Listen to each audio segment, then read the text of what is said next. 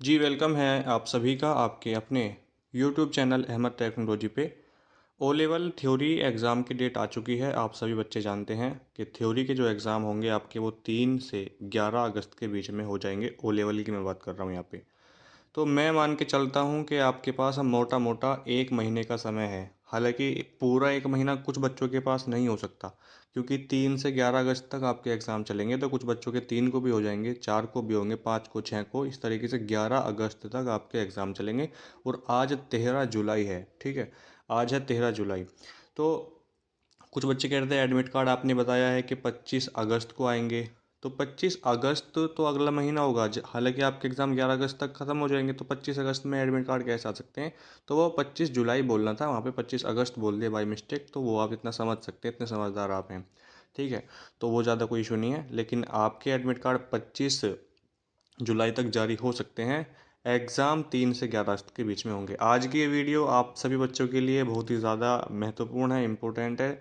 जो बच्चे इसी साल एग्ज़ाम दे रहे हैं, चारों एग्ज़ाम इसी साल उन्होंने भरे हैं अपने। कुछ तो ऐसे होते हैं जो पहले 2 एग्ज़ाम दे चुके हैं, और जो पहले से हमसे जुड़े हुए हैं, जो बच्चे पहले से जुड़े हुए हैं, वो जानते हैं कि हमारी जो स्ट्रेटजी होती है वो कितनी आपके लिए कितनी ज़्यादा मतलब फ़ायदेमंद आप कह सकते हो, कितनी ज़्यादा कारगर साबित होती है आपके एग्ज़ाम के लिए।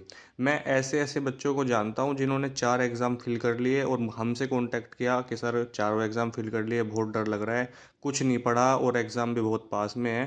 तो ऐसे-ऐसे बच्चे बी, सी ग्रेड से पास हुए हैं। कोई गवर्नमेंट टीचर है, कोई यूपी पुलिस में, कोई दिल्ली पुलिस में, कोई आर्मी में है। तो उन्होंने आप समझ सकते हो कि इनको कितना टाइम पढ़ने के लिए मिलता है। लेकिन पहली ही बार में चारों एग्ज़ाम प्रैक्टिकल भी दिए, थ्योरी एग्ज़ाम भी दिए और अच्छे ग्रेड से पास भी हुए। तो ऐसे-ऐसे बच्चे जब पास कर सकते हैं तो आप क्यों नहीं पास कर सकते? इसीलिए मैंने ये वीडियो आज की आपके लिए बनाने की सोची है कि जो बच्चे डर रहे हैं कि कैसे होगा, अभी तो एग्ज़ाम प्रैक्टिकल के दे रहे हैं, थ्योरी एग्ज़ाम की भी डेट आ चुकी है, पढ़ा हमने कुछ है नहीं, तो किस तरीके से आप एग्ज़ाम को क्वालिफाई करेंगे? 100% की मैं गारंटी लेता हूँ। कुछ लोग ले सकते हैं 95 की, कुछ लोग ले सकते हैं 90% की, लेकिन मैं 100% की गारंटी लेता हूँ कि आपका थ्योरी का पेपर गारंटी से पास करवा दूंगा। आज जो बातें बताऊंगा, इन बातों को अगर आप फॉलो करते हो। सबसे पहले आप ये समझिए कि ओ लेवल एक एग्ज़ाम है आपका, ठीक है? हालाँकि इसमें 4 एग्ज़ाम होंगे। तो आप ये ध्यान से समझिए, ये कोई रैंक बेस्ड एग्ज़ाम नहीं है कि इसमें आपकी रैंक आएगी कि भाई उस बच्चे की ऑल इंडिया रैंक 1 आई है, उस लड़की की ऑल इंडिया रैंक 2 आई है। इस तरीके से कोई नहीं पूछता पास होने के बाद, बस आप पास हो जाते हो। आप सभी को फिर लोग कांग्रेचुलेशन बोलते हैं स्टेटस लगाने के बाद, जब आप व्हाट्सएप पे स्टेटस लगाते हो कि आप पास हो गए, बहुत-बहुत कांग्रेचुलेशन आपको। लेकिन ये कोई रैंक बेस्ड एग्ज़ाम नहीं है, ठीक है? ना ही इसको पास करने के बाद ऐसा है कि आपकी कहीं नौकरी लग गई। ओ लेवल पास किया, आपको वहाँ पे जॉइनिंग लेटर मिला, जाओ वहाँ पे आपकी ड्यूटी है। ऐसा एग्ज़ाम नहीं है। इसको तो आपको पास करने के बाद जॉब के लिए अप्लाई करना है, फिर जहाँ पे भी आप इसको लगाना चाहते हैं इसके सर्टिफिकेट को। तो इसमें सिर्फ पास होना है आपको। ऑल इंडिया रैंक 1 इसमें नहीं है आपको लानी, या आपको ज़रूरी नहीं है एस ग्रेड ही लाना है, ज़रूरी नहीं है ए ग्रेड ही लाना है, वही बच्चा पास होगा। मैं बोलता हूँ सी लाओ, डी लाओ, बी लाओ, कोई भी ग्रेड लाओ, बस पास कर लो। क्योंकि किसी भी जो भी गवर्नमेंट जॉब हो या प्राइवेट जॉब हो, वहाँ पर ग्रेड मैटर नहीं करता। हालांकि कोई ऐसे पूछ सकता है कि भाई आपका ये बी ग्रेड आया है या सी ग्रेड आया है, तो ये ग्रेड का क्या मैटर है? तो आप उनको बता सकते हो कि इतने नंबर पे इतना ग्रेड मिलता है। लेकिन कोई पूछता नहीं है, जहाँ तक मेरा तजुर्बा है और जहाँ तक मैंने अभी इसके बारे में समझा है और पढ़ा है। तो इसीलिए आप इसको सिर्फ पास करना चाहते हैं, आपका ग्रेड बी आए सी आए कोई मैटर नहीं करता। पास करवाने की मैंने आपसे गारंटी ली है, 100% एग्ज़ाम पास हो जाएगा। एक मोटा मोटा मान के चलता हूँ कि 1 महीना आपके पास है। अब जो बातें बताता हूँ उनको फॉलो करिएगा। फॉलो करने का मतलब फॉलो करना है। ऐसा नहीं है कि सुन लिया और 3 दिन बाद आपने इस वीडियो को दोबारा देखोगे कि देखें क्या बताया है दोबारा से। आज ही से, आज है 13 जुलाई, आज से ही आपको लग जाना है वीडियो को देखने के बाद, ठीक है? बिल्कुल ऐसा प्लान आपको बता रहा हूँ कि कोई भी बच्चा फेल नहीं होगा, चाहे उसने अभी तक भी कुछ पढ़ा हो या ना पढ़ा हो। प्रैक्टिकल में आपको ये अंदाज़ा होना चाहिए कि प्रैक्टिकल में आपके कितने नंबर आ सकते हैं। मोटा-मोटा आपको अंदाज़ा होना चाहिए, और मोटा-मोटा अंदाज़ा अगर मैं आपसे कहूँ तो प्रैक्टिकल में मेरी तरफ से जो होना चाहिए वो आपके 50 नंबर आने चाहिए। प्रैक्टिकल की मैं बात कर रहा हूँ। अगर आपके प्रैक्टिकल में 50 नंबर हैं तो फिर आपको पास होने से कोई नहीं रोक सकता। फेल आप नहीं होंगे, ये मेरी गारंटी है। ठीक है, तो चलिए बताता हूँ आपको। अभी तक आपने जो पढ़ लिया। अब जो मैं बता रहा हूँ आपको, आज से ये प्लान आपको फॉलो करना है। ये कुछ पॉइंट्स मैंने लिखे हैं ताकि आप इसका स्क्रीनशॉट भी ले सकें, ठीक है? हालांकि मैं इस फ़ोटो को टेलीग्राम में और व्हाट्सएप चैनल में वहाँ पे पोस्ट कर दूंगा, वहाँ से आप इसको सेव कर सकते हैं, स्क्रीनशॉट भी ले सकते हैं। देखिए सबसे पहला जो आपको काम करना है वो काम क्या करना है, पहला काम करना है आपको जो नेलेट का ऑफिशियल सिलेबस है उसमें 400 क्वेश्चन है। एक जैसे M1R5 है तो M1R5 के 100 हैं, M2R5 के भी 100 हैं, M3R5 के भी 100 हैं, और इस तरीके से M4R5 जो है आपका उसके भी आपके 100 MCQ क्वेश्चन है। उस 100 MCQ क्वेश्चन में से एक भी क्वेश्चन आपको छोड़ना नहीं है, यानी उसमें से एक भी क्वेश्चन ऐसा नहीं होना चाहिए जिसका आंसर आपको ना पता हो। जैसे मान लो किसी बच्चे के 2 पेपर है तो क्या उसको भी 400 ही सोल्व करने हैं, ऐसा नहीं है, ये पागलपन नहीं करना। जैसे आपका 2 पेपर है M1 M2 तो सिर्फ M1 और M2 के ही सोल्व करना आप, 2 पेपर के, जिसके 4 पेपर हैं उसको बता रहा हूँ मैं, तो चारों पेपर के करने हैं, जिसके 2 पेपर हैं उसको सिर्फ 2 पेपर के, जैसे 100 हैं तो 100 के 100 क्वेश्चनों के आंसर आपको मुंह ज़बानी होने याद होने चाहिए। क्वेश्चन आपको स्क्रीन पर दिखेगा सेम टू सेम, उसका आंसर जल्दी से जल्दी लगा के आपको आगे बढ़ना है। ठीक है, मैं गारंटी से कह सकता हूँ उस सिलेबस में से कम से कम 15 से 20 क्वेश्चन आपको देखने को मिलेंगे जो सेम टू सेम ऑप्शन के साथ एग्जाम में आएंगे आपके।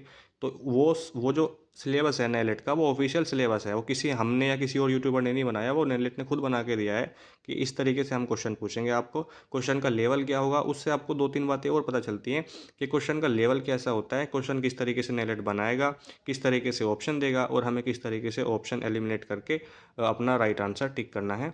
तो ये गलती अगर आप कर रहे हो कि सिलेबस पढ़ के नहीं जा रहे, सिलेबस के बारे में कुछ पता ही नहीं है और वो क्वेश्चन आप मिस करके जा रहे हो जो ऑफिशियल सिलेबस में है, तो इसे आपका बहुत बड़ा नुकसान होगा, ये मैं आपको बता रहा हूँ।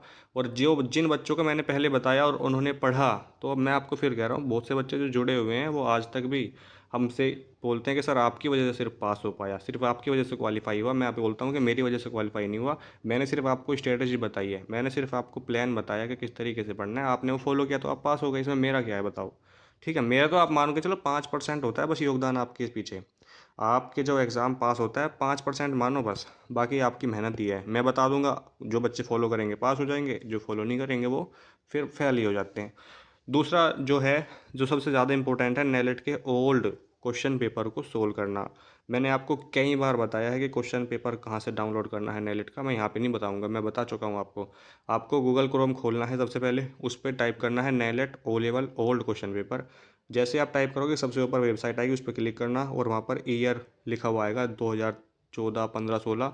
तो ये नहीं करने हैं आपको, ठीक है, आपको 2021 के बाद के सॉल्व करने हैं, 2022, 2023, ठीक है, और 2024 जनवरी तक, जनवरी 2024 तक, और 2021 के बाद के, जुलाई 2021 के बाद के नेलेट के ओ लेवल के सारे क्वेश्चन पेपर नेलेट ने वहाँ पे अपलोड किए हुए हैं। क्योंकि आप कहोगे अब एग्ज़ाम तो ऑनलाइन होते हैं, एग्ज़ाम अभी से ऑनलाइन होने लगे हैं, 1 साल पहले से, इससे पहले आपके एग्ज़ाम ऑफलाइन होते थे, जिसमें आपको क्वेश्चन पेपर मिलता था हार्ड कॉपी के रूप में और एक OMR शीट मिलती थी, उसको आपको फिल करना होता था, गोले फिल करने होते थे। तो वहाँ पे वो क्वेश्चन पेपर जो भी हैं वो सारे अपलोड हैं। तो उससे आपको एक फ़ायदा ये होगा कि नेलेट ने जो क्वेश्चन आपसे पहले पूछे हैं, तो क्वेश्चन तो ऑब्वियस ही आएंगे, ऐसा तो है नहीं क्वेश्चन कहीं बाहर से विदेश से मंगवाए जाएंगे क्वेश्चन भेजो, ऐसा नहीं, सारे क्वेश्चन वही रिपीट होते हैं, मैंने कई बार देखा। और जब आप भी वो क्वेश्चन पेपर सोल्व करोगे तो आपको भी ये महसूस होगा, ये पता चलेगा कि यार एक एक क्वेश्चन 2-3 दिन बार पूछ रखा है, या जो क्वेश्चन पिछले साल पूछा वही क्वेश्चन सेम दोबारा पूछ लिया। तो ऐसा होगा, इससे आपका जो है मोटिवेशन मिलेगा आपको, और पढ़ने की जो इच्छा है आपकी वो और बढ़ेगी कि हम मैं कर सकता हूँ, मैं कर सकता हूँ इस तरीके से। तो वो आपको जो क्वेश्चन पेपर है डाउनलोड करने हैं, और करने के बाद आप उनको PDF में मोबाइल से भी लिख सकते हो, लिखने के बाद जो इंपॉर्टेंट क्वेश्चन बनते हैं, क्वेश्चन में से भी क्वेश्चन बनता है वो लिखिए, और ऑप्शन को देखिए कि ऑप्शन में किस तरीके से दिया गया है, ऑप्शन से भी क्वेश्चन बनता है, तो जैसे फुल फॉर्म है 4 फुल फॉर्म दे सकता है, ठीक है, तो वो भी आप लिखिएगा। और इसको प्रिंट आप करा सकते हैं अगर आप कराना चाहते हैं तो, अगर आपके आसपास साइबर कैफ़े है, प्रिंट निकलवाना चाहते हैं तो क्वेश्चन पेपर के प्रिंट निकलवा लोगे तो और अच्छा रहेगा। फिर उसको आप बुक की तरह पढ़ सकते हो और उस पर आप लिख भी सकते हो, कोई और पॉइंट आपको याद आ जाता है तो क्वेश्चन के पास ही लिख सकते हो, इतनी जगह होती है उसमें। ठीक है, चैप्टर को मिनिमम एक बार जरूर पढ़ना है। देखिए भाई, आपको जैसे आपके किसके पास बुक भी नहीं है, तो ऐसा नहीं होना चाहिए कि आपके पास बुक या प्रैक्टिस सेट ना हो, कम से कम इतना तो होना ही चाहिए। केवल आप यूट्यूब के भरोसे हो तो गलत है। तो नेलेट ओ लेवल की बुक आती है रईस अहमद की, वो लेके आ सकते हो, टी बालाजी पब्लिकेशन की मिल जाए और अच्छा है। हालांकि रईस अहमद की आ रही है ऑल इन वन, यानी चारों पेपर एक ही बुक में, उसको लेके आ सकते हो। जिस बच्चे के 2 पास हो चुके हैं फिर वो तो उसका तो कोई फ़ायदा नहीं होगा, लेके आ सकता है, कोई इशू नहीं, कि पढ़ने के बाद किसी और को दे देना, अपने दोस्त को, वो पढ़ लेगा। ऑल इन वन आ रही है, चारों मॉड्यूल के उसी में MCQ हैं, उसको लेके आओ।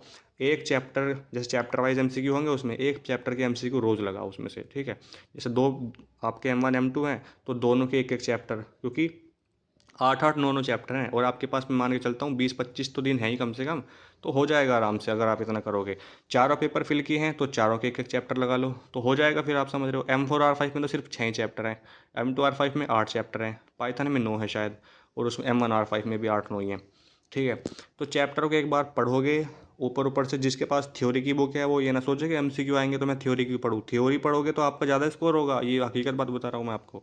थ्योरी से तो प्रैक्टिकल भी निकलता है और थ्योरी से आपका एग्जाम भी निकलेगा, क्योंकि आपको डीप नॉलेज हो जाएगी। जो MCQ पढ़ेगा उसे सिर्फ MCQ की ही नॉलेज है। आपको सारे क्वेश्चन के बारे में फैक्ट पता चल जाएंगे। जैसे RTGS है, डिजी लॉकर है, कब लॉन्च हुआ, कैसे लॉन्च हुआ, किस लिए लॉन्च हुआ, क्या उद्देश्य है इसका, ठीक है, इससे क्या फ़ायदा हुआ। तो इस तरीके से आपको सब कुछ पढ़ने को मिलेगा थ्योरी में। इसलिए जिन बच्चों के पास थ्योरी की बुक है, जिनके पास नहीं है, वो ला सकते हैं, पढ़ सकते हैं एक बार, कोई भी नुकसान नहीं होगा, फ़ायदा ही होगा आपको एग्जाम में। जो जो हमारा फोर्थ पॉइंट है वो है इंपॉर्टेंट क्वेश्चन फैक्ट आपको नोट करने। अब जैसे आपने क्वेश्चन चैप्टर पढ़ा, तो उस चैप्टर को पढ़ने के साथ साथ जैसे आपने एक बार पढ़ लिया तो अपने पास एक नोटबुक रखें, कॉपी रखें, जिससे आपको जो भी क्वेश्चन या जो भी इंपॉर्टेंट फैक्ट आपको पॉइंट्स पता चलते हैं वो आप साथ साथ लिख सकें। किसी भी टॉपिक के बारे में हो सकते हैं, जैसे OSI हो गया, कितनी लेयर होती हैं, कौन कौन सी लेयर होती हैं, ठीक है, कौन से नंबर पे कौन सी लेयर है, TCP/IP में कितनी लेयर होती हैं, ठीक है, TCP/IP का फुल फॉर्म क्या है, WWW क्या है, कब लॉन्च हुआ, क्या फुल फॉर्म है इसकी, किसने बनाया। इस तरीके के एक क्वेश्चन से रिलेटेड मैं बताता हूँ आपको, 4 से 5 क्वेश्चन बन जाते हैं जो आपको पता होने चाहिए। ठीक है, तो ये आप ज़रूर काम कर लेंगे अपने आप को जो है, आपको फैक्ट पॉइंट जो भी क्वेश्चन से रिलेटेड हैं वो ज़रूर लिखने हैं आपको। आप कहोगे इतना टाइम तो है ही नहीं जितना आप बता रहे हो, मैं इतना आपको जितना बता रहा हूँ ना, इतना टाइम आपके पास है इसलिए मैं आपको बता रहा हूँ। इसमें ज़्यादा कुछ नहीं, 2 घंटे भी अगर आप दिन में निकाल रहे हो ना, 2 घंटे में ये काम हो जाएगा, आप समझ सकते हो इस बात को। प्रीवियस ईयर के क्वेश्चन ज़रूर देखने हैं आपको, जो मैंने आपको बताए हैं नेलेट की ऑफिशियल साइट पे जो क्वेश्चन अपलोड हुए हैं, मैं उसको आप ज़रूर देखिए। डाउनलोड करने के बाद उनको प्रिंट निकलवा सकते हैं, जो प्रिंट नहीं निकलवाना चाहते हो फ़ोन से PDF में पढ़ें। और उस क्वेश्चन को देख के आपको 2 फ़ायदे हो जाएंगे, एक तो आपका क्वेश्चन तैयार हो जाएगा, दूसरा क्वेश्चन का लेवल पता चल जाएगा कि क्वेश्चन का यार लेवल कैसा आता है, क्वेश्चन आता कैसे है एग्जाम में, हमें कैसे देखने को मिलेगा। बहुत से तो इसी में कंफ्यूज होते हैं, सर क्वेश्चन क्या ट्रू फॉल्स में आएंगे, सर क्वेश्चन क्या ऐसे आएंगे, क्वेश्चन मैचिंग के आएंगे। इसमें उलझा रहता है और फिर एग्ज़ाम आ जाता है सिर्फ 2 3 दिन बाद। तो इन गलतियों से बचो। क्वेश्चन कैसा आएगा वो नेलेट ने बता रखा है भाई, देखो ऑफिशियल सिलेबस में देखो और प्रीवियस ईयर के क्वेश्चन देखो, वहाँ से पता चल जाएगा आपको। 6 पॉइंट है, अपने शॉर्ट नोट जरूर बनाएं। ऑल चैप्टर, यानी हर चैप्टर के शॉर्ट नोट्स जो मैं आपको बता चुका हूँ पीछे, जितने भी चैप्टर हैं उन चैप्टरों को पढ़ोगे, पढ़ने के साथ साथ अपने पास जो आपने कॉपी रखी है उसमें साथ साथ आप उसको नोट डाउन करोगे, नोट्स बनाओगे, तो भाई आपको फ़ायदा ये हो जाएगा। जैसे आपने नोट्स बनाए हैं अपने और आप एग्ज़ाम, आपका मान लो कल एग्ज़ाम है, परसों एग्ज़ाम है, तो जो अब आपको फिर पूरी पूरी बुक नहीं पढ़नी। बहुत से बच्चे ये क्या करते हैं, बुक लेके जाएंगे एग्ज़ाम सेंटर के बाहर, बुक रटते हैं, बुक के पेज पलटेंगे। पेज पलटने से कुछ नहीं होगा। जब एक साल में कुछ नहीं कर पाए आप पेज पलट के, तो अब एक दिन पहले क्या कर लोगे। तो बुक ले जाते हैं, बुक नहीं ले जानी ना, बुक पढ़नी है। अपने जो नोट्स बनाए हैं, आपने जो शॉर्ट नोट्स बनाए हैं, छोटे छोटे की पॉइंट्स बनाए हैं, भाई UPSC जैसे बड़े एग्जामों में लाखों बच्चे फॉर्म अप्लाई करते हैं, तो सिर्फ हज़ारों ही क्यों सिलेक्ट होते हैं, हज़ारों ही। क्या जो बाकी फेल हुए क्या उसमें काबिलियत नहीं है? ऐसा नहीं होता। जो गलतियाँ वो करते हैं बस वो गलती उन्हें करनी नहीं होती। हालांकि बहुत से बच्चे मेहनती होते हैं, वो भी सिलेक्ट नहीं हो पाते, कुछ किस्मत का खेल हो जाता है। तो इसलिए ये छोटे एग्ज़ाम है, इनमें भी आपको यही बातें ध्यान में रखनी है कि पूरी पूरी बुक अगर लेके जाओगे, रट्टा मारोगे, तो जो याद है वो भी भूल जाओगे। इसीलिए अपनी जो आपने नोट्स बनाए हैं छोटे छोटे, वो लेके जाओ, वो पढ़ोगे, याद भी रहेगा। अपने हाथ से लिखे होंगे तो और ज़्यादा फ़ायदा रहेगा आपको। और फिर आप उसको एग्ज़ाम में अगर क्वेश्चन आता है रिलेटेड, तो क्वेश्चन आता है तो आएगा ही आएगा, जब चैप्टर में से आपने लिखा है वहाँ पे आपका अच्छा स्कोर होने की पूरी पूरी उम्मीद होती है। 7वां पॉइंट है, एग्ज़ाम में ऑप्शन एलिमिनेशन मेथड लगाएं।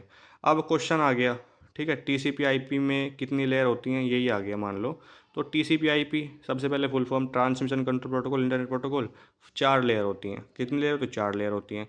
अब ऑप्शन में दे देगा 4 5 7 9, तो 7 तो OSI में होती हैं।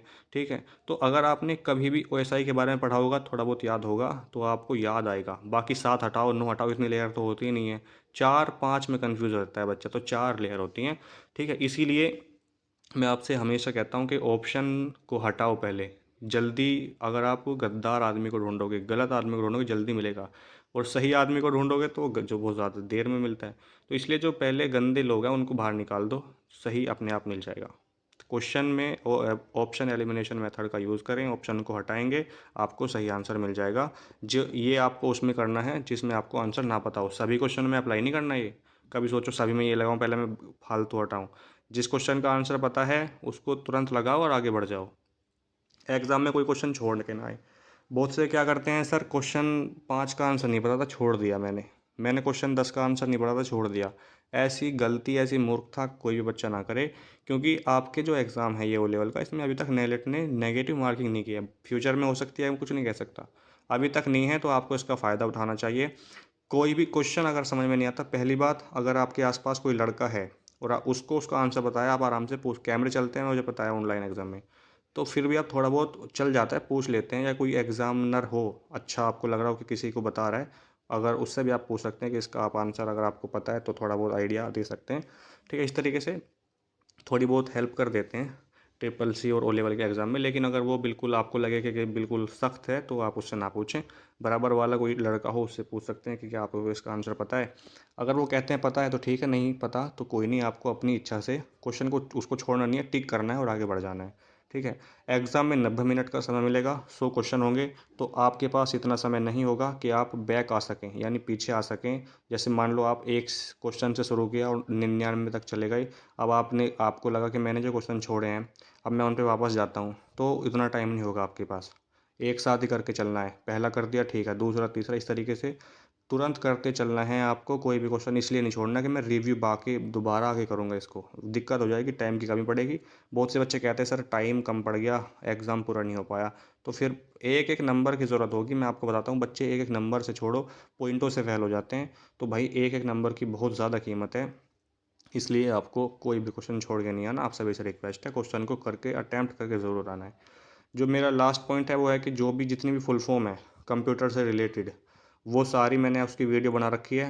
Full form O level full form by Ahmed sir लिखना आ जाएगी वीडियो, 2-3 वीडियो में बताई है, उसको आप ज़रूर देख लेना। फुल फॉर्म सारी लिख लेना, शॉर्टकट की सारी ए से जेड तक की सारी शॉर्टकट की याद होनी चाहिए। M S Word, M S Excel और जो Libre Office Writer, Calc, Impress, इन सब में जो जो यूज़ होती हैं वो ज़रूर लिखने हैं। ठीक है, शॉर्टकट की आपको जो भी टैग्स हैं M2R5 से रिलेटेड वो ज़रूर आपको याद होने चाहिए। सारे वीडियो बना दूंगा, बना भी रखे, उसको देख लेना। जितने भी एक्सटेंशन है वो भी आपको याद होने चाहिए, फाइल एक्सटेंशन नेम, वो भी सारे आपको जो है याद होने चाहिए सभी बच्चों को। ठीक है, तो ये अगर आप काम कर लेते हो, सिर्फ इतना काम है, ज़्यादा काम नहीं बताया आपको। जो मैंने बताया है इसको आप अगर फॉलो करते हो, आज से ही फॉलो करोगे, तो 100% की गारंटी है, पूरी 100% की गारंटी ले रहा हूँ कि एग्ज़ाम में फ़ेल होने से आपको कोई नहीं रोक पाएगा। और प्रैक्टिकल में अगर आपके 50 नंबर भी आ रहे हैं तो यहाँ पर आप 50 से ज़्यादा ही लेके आओगे। और जो बच्चा अच्छे से पढ़ाई कर रहा है, मैं यकीन मानता हूँ कि 75 प्लस स्कोर करेगा।